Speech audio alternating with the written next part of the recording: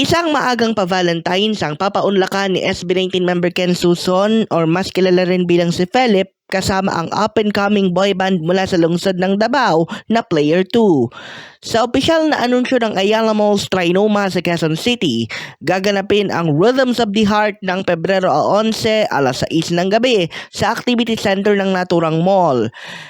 Open sa lahat ng 18 at iba pang mga tagahanga ang naturang konsyerto. Ang kailangan lamang na gawin ay makaipon ng resibo na aabot ng 1,000 hanggang 2,000 piso mula sa iba't ibang mga tenants ng Trinoma. Ang bawat mga shoppers na magkakaroon ng 1,000 hanggang bago mag 2,000 piso na resibo magmula Pebrero 8 hanggang 11 ay magkakaroon ng general admission pass para sa konsyerto. Habang ang may mga resibo ng kanilang mga purchases at bills payment na higit 2,000 pataas ay magkakaroon naman ng Rhythm of the Heart with Philip and Player 2 VIP Pass. Naka-collaboration na ni SB19 member Ken or ni Philip ang Player 2 para sa kanyang bagong labas na single na Fly.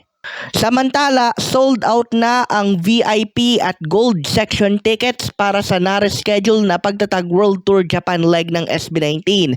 Sa pagmamatsyag ng Mabuhay Radio News ngayong linggo ng umaga, ang natitira na lamang ay ang iba pang sections tulad ng sa VIP, Silver at Bronze na nagkakahalaga mula sa pinakamahal na 31,000 yen hanggang pinakamura na 16,500 yen.